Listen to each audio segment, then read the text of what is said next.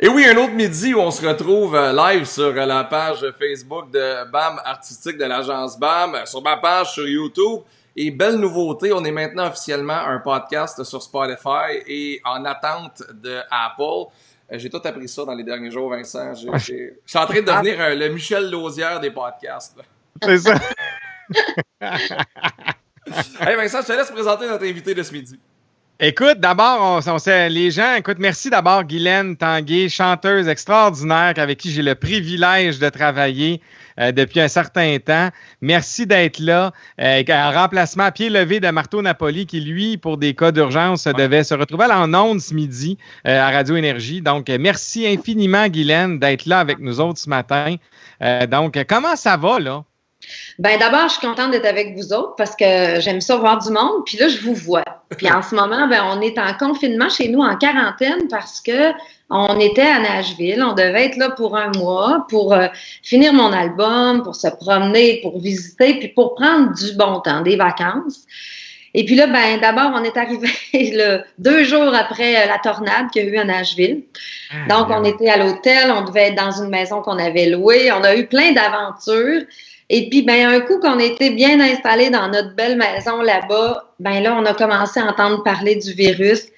Et là-bas, je dois vous avouer que c'était bien tranquille au début. Il n'y avait rien de grave, rien qui nous disait faut s'en venir chez vous rapidement et tout ça. Ouais, mais nous autres, en tant que Québécois, Canadiens, puis, tu sais, on est disciplinés, je pense, il faut se le dire de même. Ouais. Ben, on a vite compris que là, les vacances, ça allait s'arrêter. Alors, on a pris comme une journée pour préparer notre départ, qui était un peu précipité, il faut se le dire.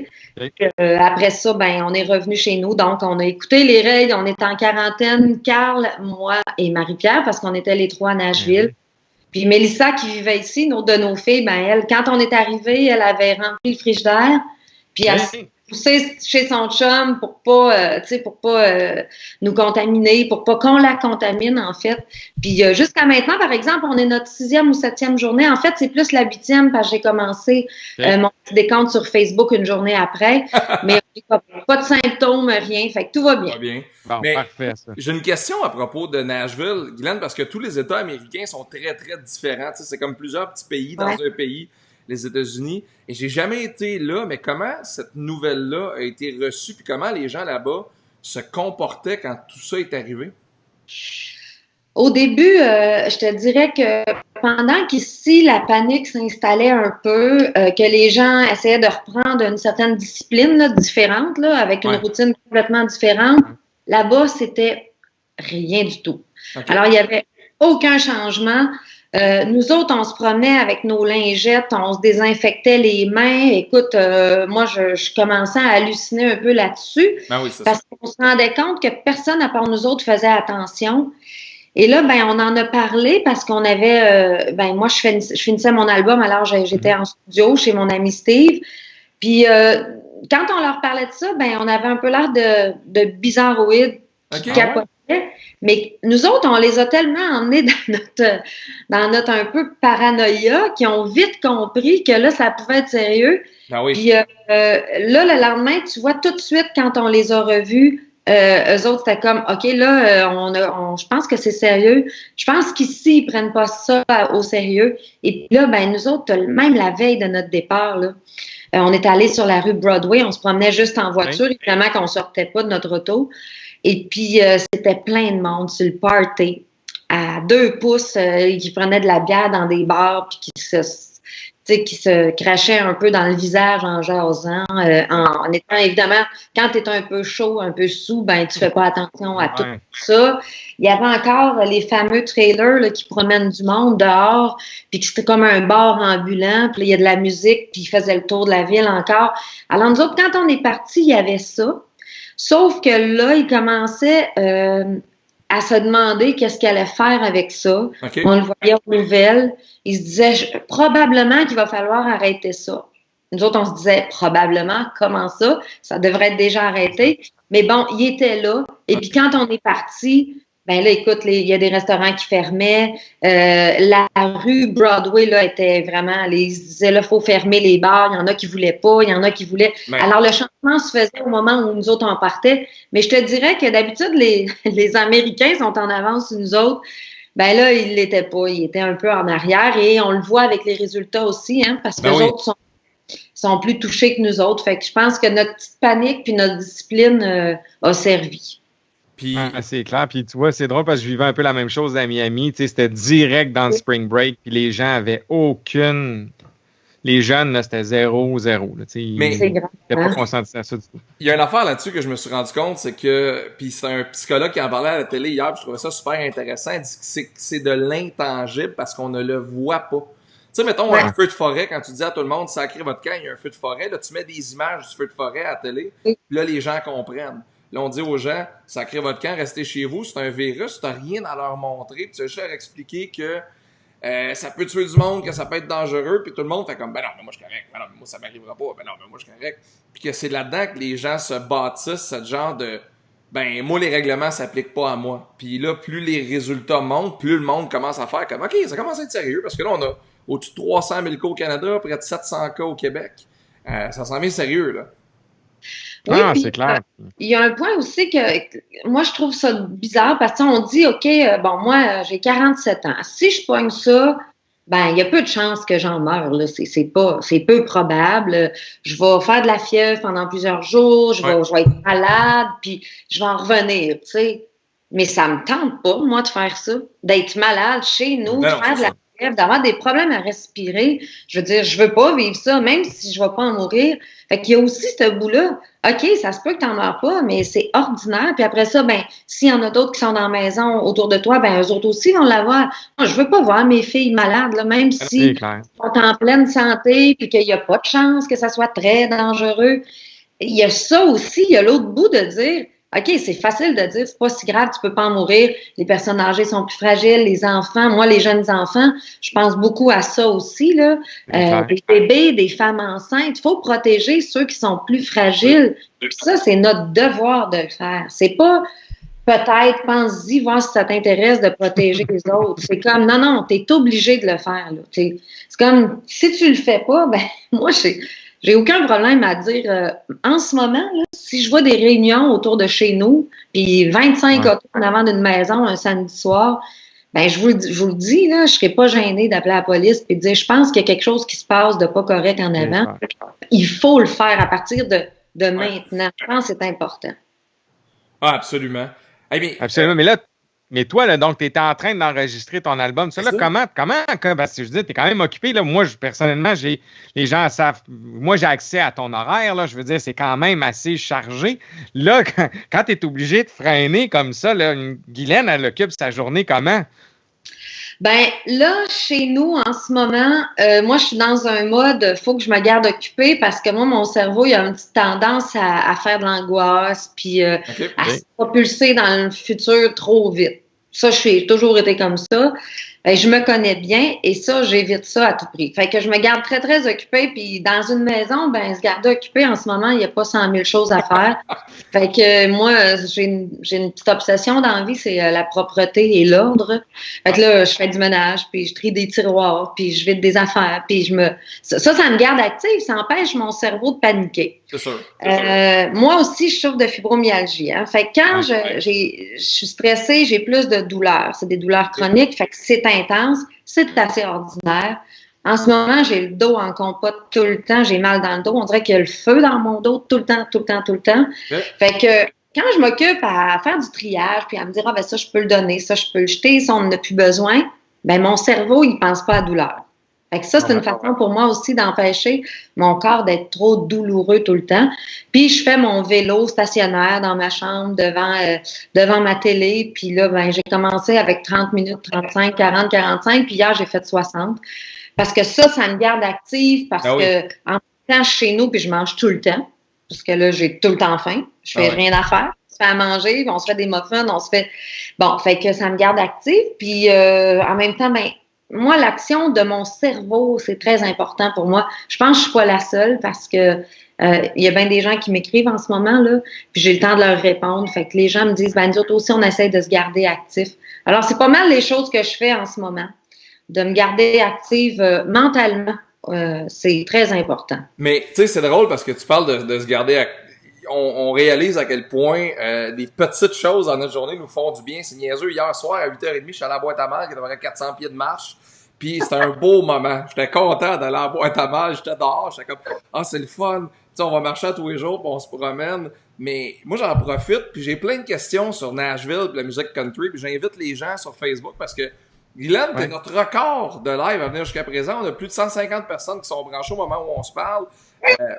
Il y a Lisette Desauniers qui dit « Moi aussi j'en fais, t'as bien raison ». Il y a Diane Dallaire qui dit « Bonjour ».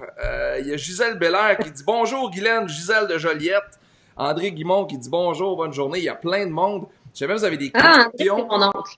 Ah oui, si jamais vous avez des questions pour Guylaine, on vous invite à les poser sur Facebook, sur YouTube, peu importe. Je vais les mettre à l'écran, on va y répondre. J'ai regardé cette semaine, pour passer le temps, un show au Grand Ole Opry. Parce que moi, j'étais un grand fan de musique country. J'ai vu Chris Stapleton, j'ai vu plein de chanteurs country. C'est une des musiques qui me passionne le plus. Est-ce que c'est la consécration pour un chanteur ou une chanteuse country de jouer au Grand Ole Opry? Ben, je pense que oui, c'est quand même assez important hein, comme endroit. Puis quand on va à Nashville, on s'en rend compte parce que il y a des visites à chaque jour et c'est toujours plein de monde. Quand on est allé, par contre, ça a été un bout que j'ai trouvé qui était très responsable, c'est que quelques jours là, avant qu'on parte, là, bien avant que les rues puis les bars ferment, cet endroit-là était fermé pour les visiteurs. Fait que ça, je trouvais ça très bien aussi. Mais oui, un jour, évidemment, tu sais, moi j'ai une liste de souhaits puis de rêves, des petits, des moyens, des grands, des complètement fous. Ben, dans mes complètement fous, ça, c'est un moment que j'aimerais vivre. J'aimerais un jour chanter là. Tu sais, évidemment que je sais que je chanterai pas là plein de fois dans ma vie, mais un jour, je veux le faire. J'aimerais ça que un artiste, tu sais, qui a une grande valeur je te parle pas de valeur monétaire, mais de valeur au niveau du country depuis des années. Et je lance ça dans l'univers comme ça. Exemple, Vince Gill, parce que Vince Gill, fan fini de Vince Gill, ben, tu sais, recevoir une invitation d'un gars comme ça puis aller chanter un peu avec lui, ce serait extraordinaire. D'ailleurs, je l'ai vu, lui, chanter là-bas. Et j'étais avec Steve Mandel, avec qui je travaille en studio toujours à Nashville depuis des années. J'étais backstage. Alors moi, je l'ai vu chanter sur le côté. Je l'ai vu arriver avec sa guitare sur son dos, son gig bag. Et puis, j'ai eu la chance d'aller faire une photo avec lui, de serrer la main. Puis, quelques jours après, on est allé déjeuner avec lui. Fait que ça, c'est des rêves, tu sais, que tu t'imagines un jour que ça peut t'arriver. Tu te dis, peut-être que oui, peut-être que non. Ben, moi, ça, je l'ai fait. Puis, je me permets de rêver d'aller chanter au Grand Ole Opry. Mais t'es pas très loin, dans le sens où l'invitation pourrait venir assez vite. Là. Ben oui.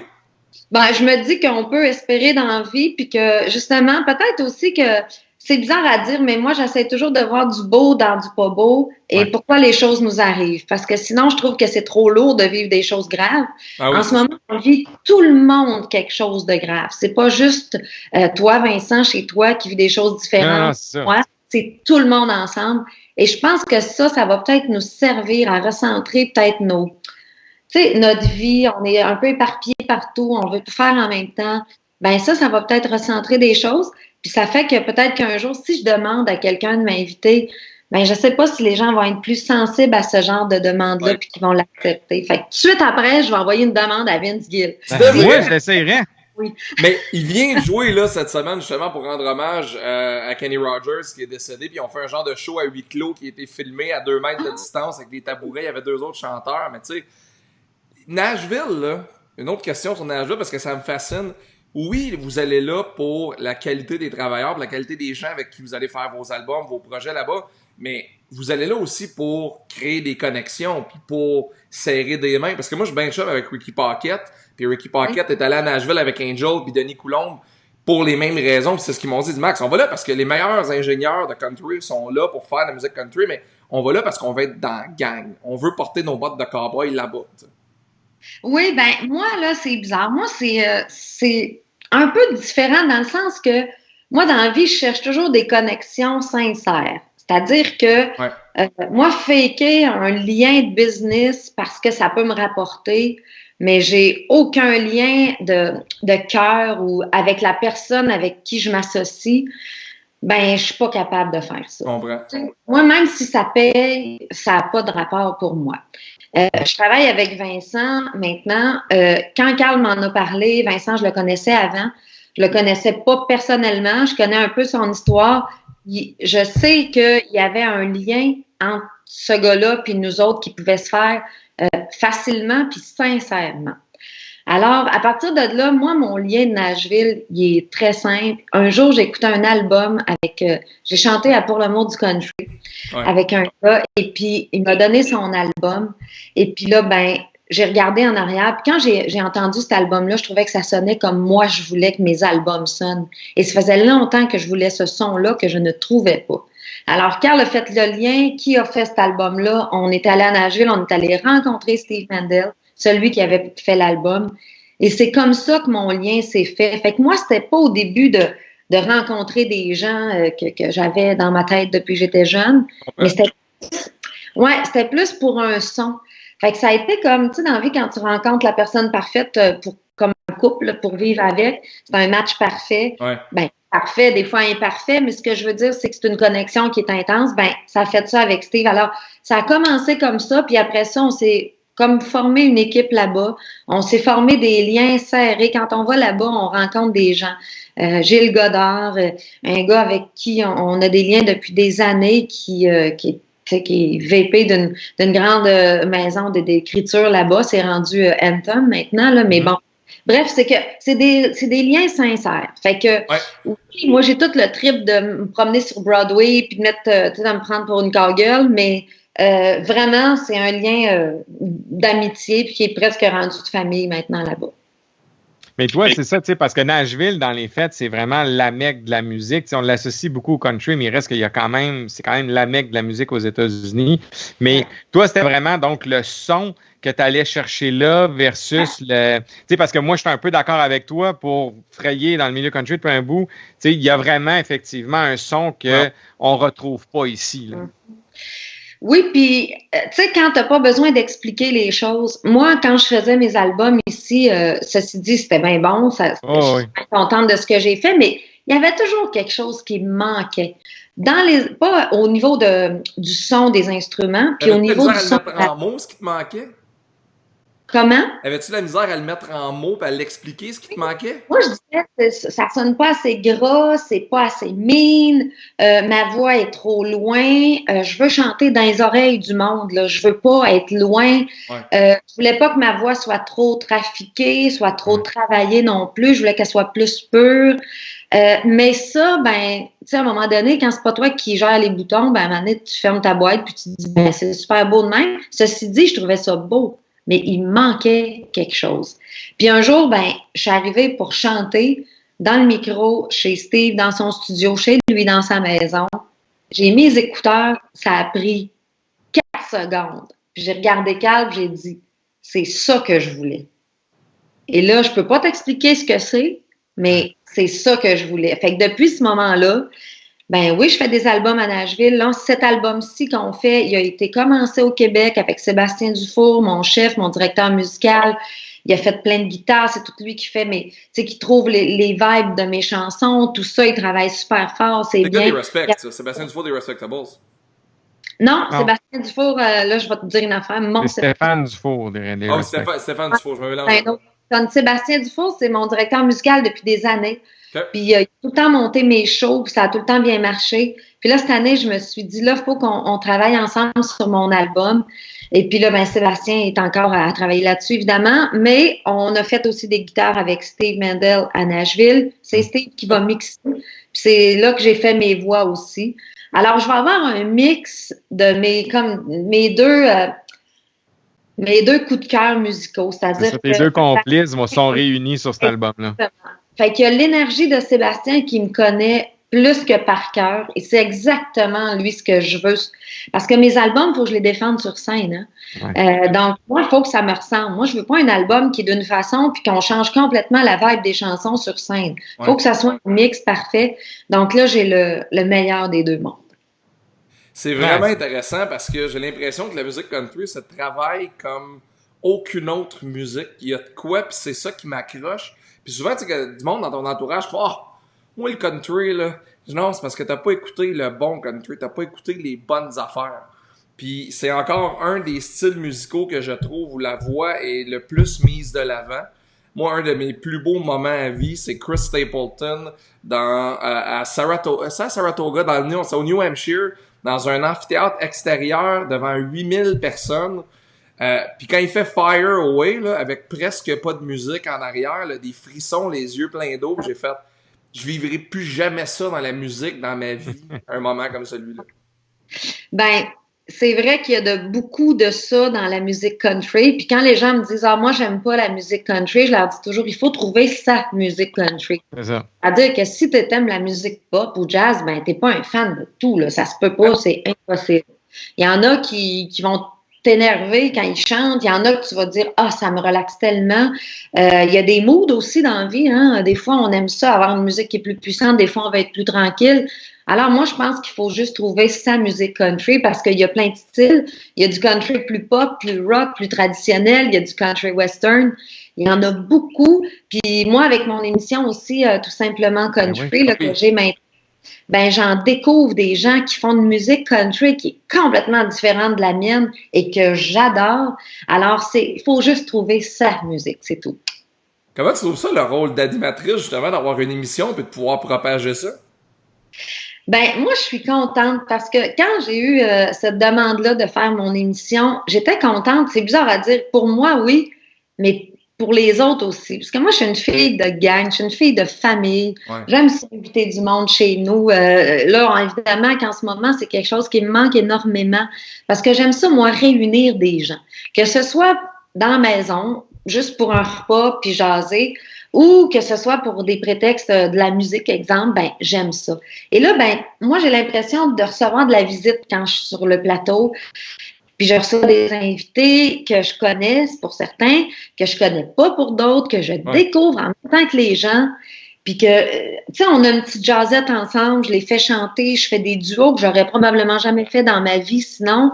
Et ça, je trouve ça extraordinaire. Puis de présenter ces gens-là au monde, parce que moi, je le sais, quand j'ai commencé, là, j'aurais aimé ça que quelqu'un me dise, ben, viens chanter à mon émission. Ah, c'est malade. Parce que c'est important pour un chanteur d'être vu à télé. Puis on n'en a pas beaucoup des émissions musicales. Puis là, je parle pas juste du country, de la musique en général. Oui. Fait que moi, de dire, au début, je me faisais dire des fois sur les réseaux sociaux, ouais, mais c'est des chanteurs qu'on connaît pas, comment ça? Ben, écoutez-les, puis vous allez les connaître après ça. C'est un peu ça le but aussi. C'est parce que si on est mis à la télé, personne ne va nous connaître. C'est les plus belles découvertes. Moi, je suis de ceux qui se promènent souvent, qui sont sur le bras dans les airs, des endroits publics, en train de chasamer une chanson que j'entends en background. Puis, tu sais, j'ai passé une partie de l'été aux États-Unis, j'étais en Californie, j'étais à Los Angeles, dans des villes où la musique country, elle joue beaucoup. Puis je te dis, là, j'étais dans des cafés, le bras dans les airs, à essayer de savoir que bon Shazam pogne la toune, puis là, t'en découvres, puis là, tu fais « Ah, c'est bon! » Puis là, tu vas plus loin que la toune que t'as découvert, là, tu dis « Ah, il y a 3 albums, comment ça, je le connais pas? » Là, tu capotes, puis tu te sens tatate de pas connaître cet artiste-là.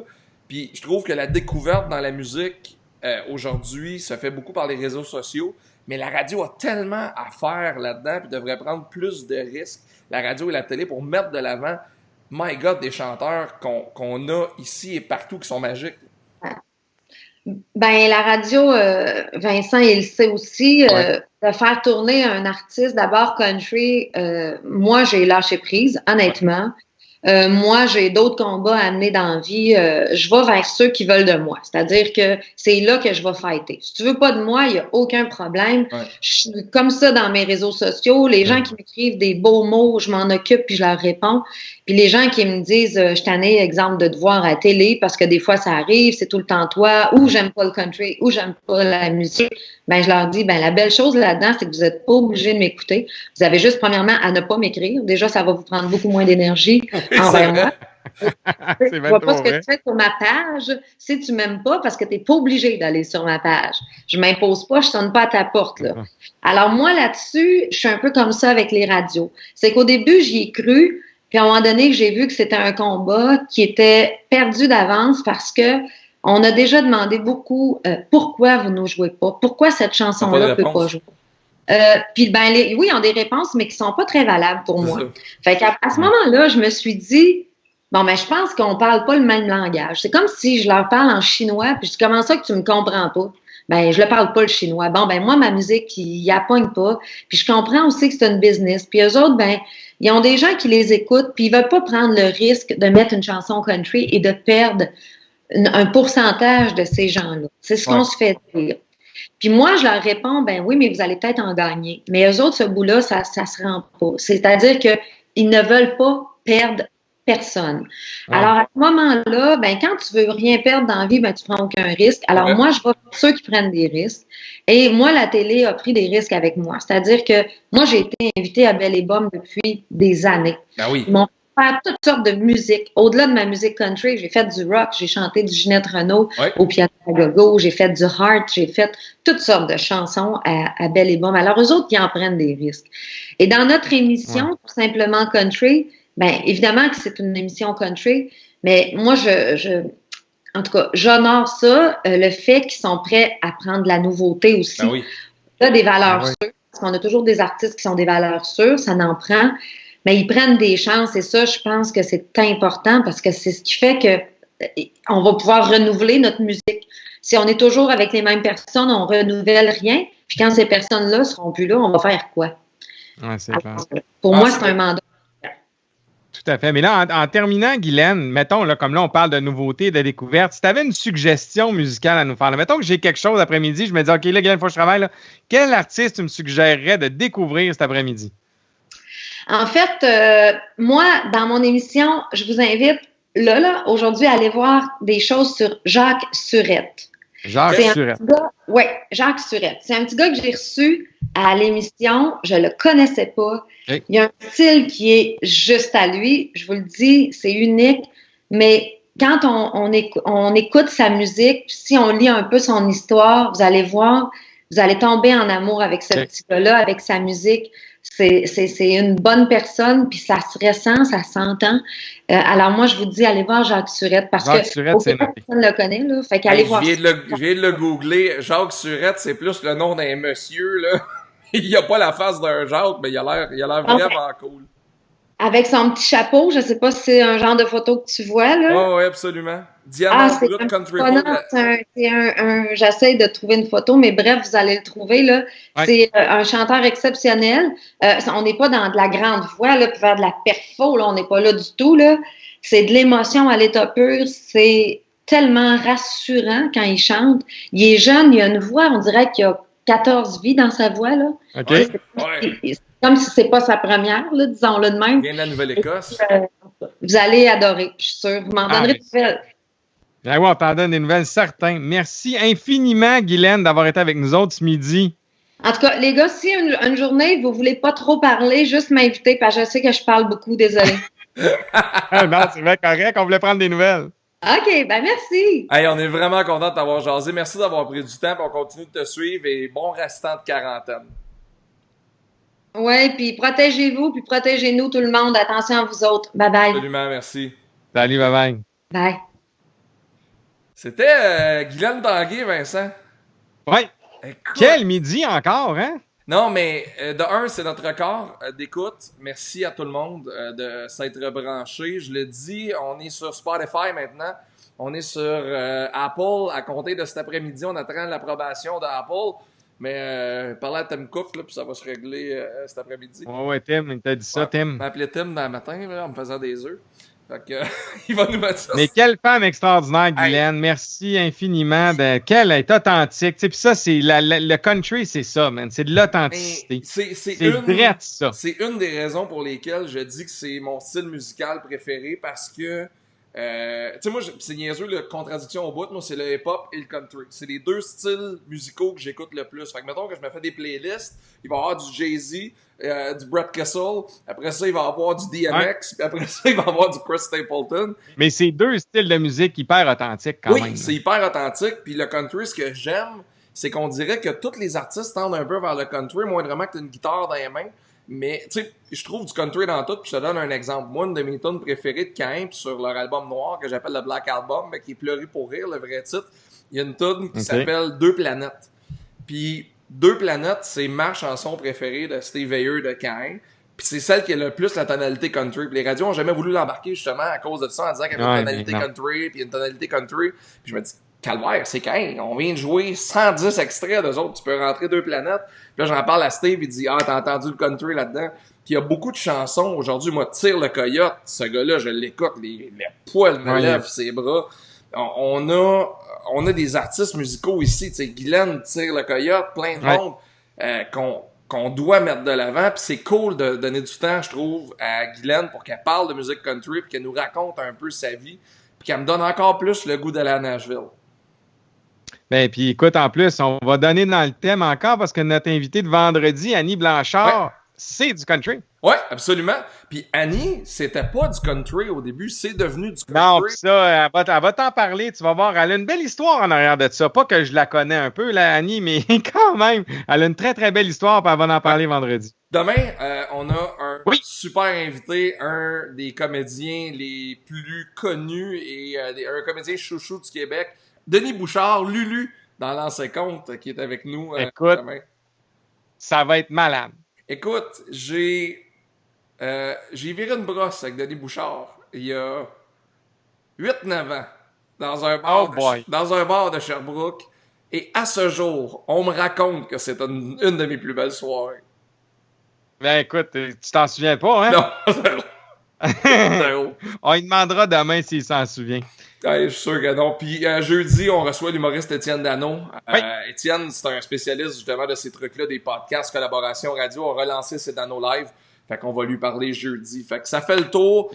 Si vous voulez réécouter ce qu'on a fait, quand vous allez sur Spotify, vous faites juste taper BAM Media ou 40 thèmes sur Spotify, puis tous les épisodes qu'on a, puis là, je vais mettre celui-là dans les prochaines minutes, vont être sur Spotify. Fait que allez-y, allez faire un tour, partagez ça, partagez la bonne nouvelle. Nous autres, plus on est vu, plus il y a de monde, plus le party est gros, plus on a de fun. Yes. Merci tout le monde d'avoir été là, puis on se revoit demain midi. Ouais, c'était vraiment super cool. Merci Vincent, à demain. Salut, à demain.